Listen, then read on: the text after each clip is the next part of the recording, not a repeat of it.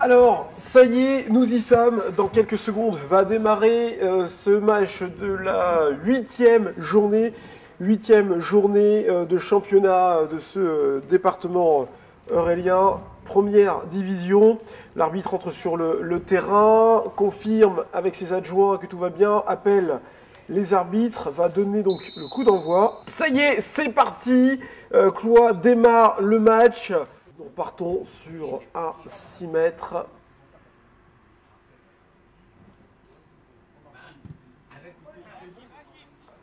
Longue balle en avant. Hakim est à la toucher. Hakim qui remet en rentrée. Mais Hakim qui relance l'attaquant cloisien qui centre directement. Attention, attention, il tire. Oh, poteau, transversal, transversal. Première grosse alerte pour la défense de Mainvilliers. Ça a été chaud. On profite de cette petite touche pour revoir le ralenti. Comme vous voyez, transversal. Première grosse alerte pour les attaquants de Mainvilliers. On revient au cours du jeu avec la touche avec Gérald.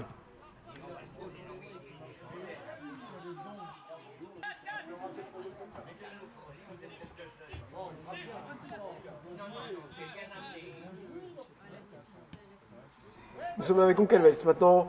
Mauvaise passe de Goncalves. C'est Julien qui perd la balle. Donc,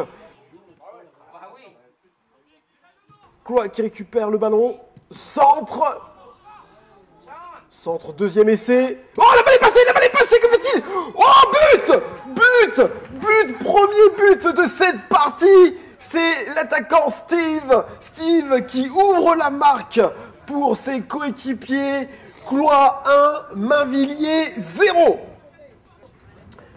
Alors, on revoit le but avec une erreur au départ d'une passe d'Anthony Goncalves pour Julien Gomez. Et c'est là, et c'est dessus que les Cloisiens ouvrent le score.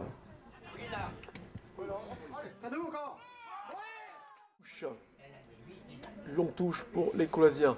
À la retombée, que dit l'arbitre? Faute de Cloix. Faute de Cloix sur cette remise en jeu.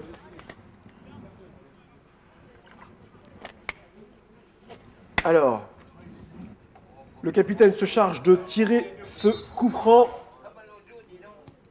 Bien tiré au point de pénalty. Oh, but! Oh, but de Julien Gomez! But de Julien Gomez qui rétablit la parité. À ce jeu, un partout. Nous revoyons le but, coup franc, point de pénalty de Johan Hubert à la réception.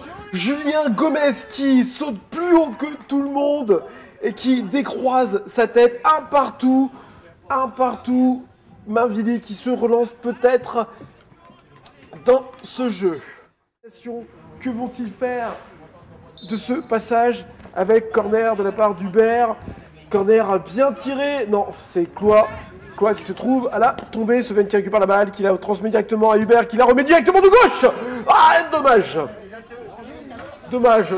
Balle trop courte pour Atef et on siffle la mi-temps. Je vous propose de retrouver directement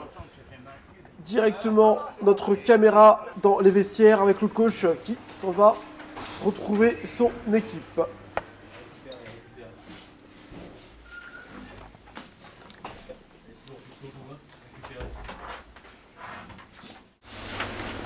Bon,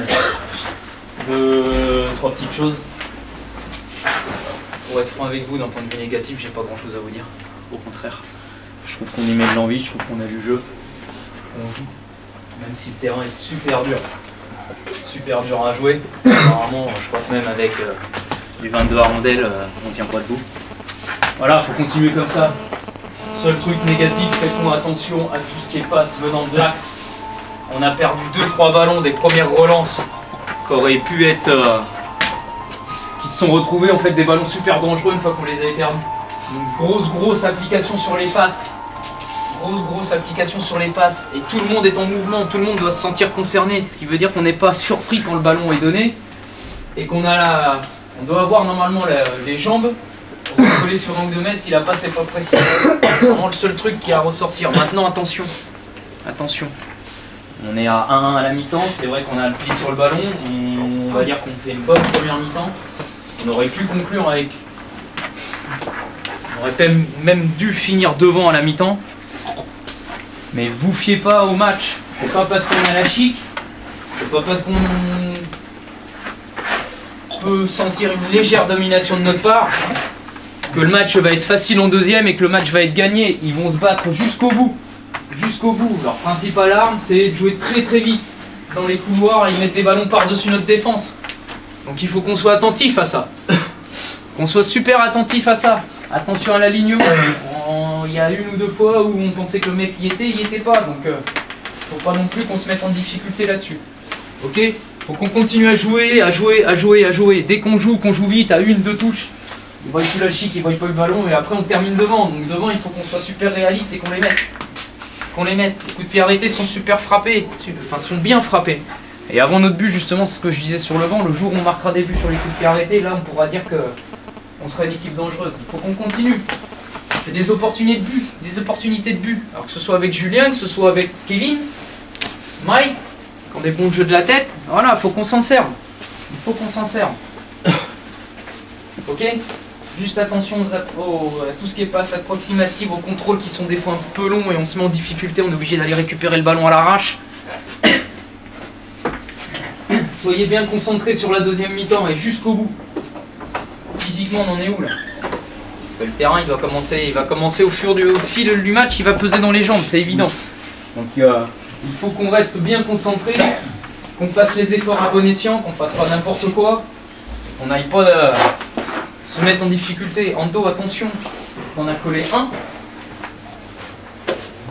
Même si, d'après moi, il n'est pas mérité, c'est justifié, et tu l'as quand même. Hein? Regardez si j'étais là, c'est notre problème. Mais il n'y a même pas faute pour moi.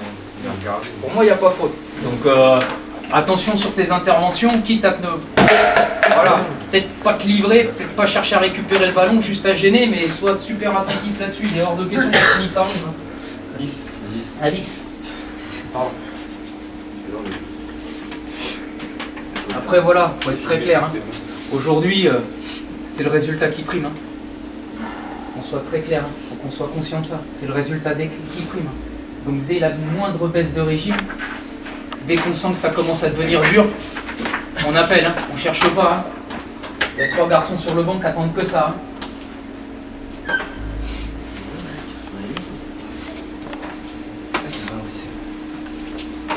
Il faut qu'on continue comme ça, leur mettre de la pression. Dès qu'on met de la pression, Mike, en numéro 3, là, hormis faire des tacles à la carotide, il est bon à rien. Donc, et lui la pression, et après il va jouer long, il fait que ça. Ah, le 10, 7, 9, c'est quand même pas mal. Pour aider, c'est quand même pas mal. C'est pour ça qu'il faut qu'on se méfie, il faut qu'on continue à jouer, à leur mettre de la pression. Il n'y a pas de raison, hein, ça va passer. Il n'y a pas de raison. Ça me fait que confirmer voilà, le statut qu'on doit avoir dans le groupe. Je suis désolé, hein. Ils sont pas plus forts que nous. Ils ne le sont pas du tout même. Alors, avec cette deuxième mi-temps prête à être sifflée, le ciel qui se couvre. Donc on a allumé pendant la mi-temps les éclairages pour voir un petit peu plus clair. Donc pour démarrer cette deuxième mi-temps, Yann Hubert s'apprête à jouer la balle avec Sofiane, non avec Atef pardon.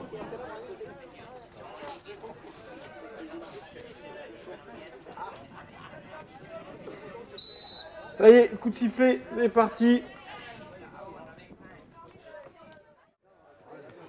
Alors là, on voit l'échauffement Mehdi, Yo et Fabien. On revient dans le cours du jeu, côté gauche, avec longue transversale à l'entrée de la surface.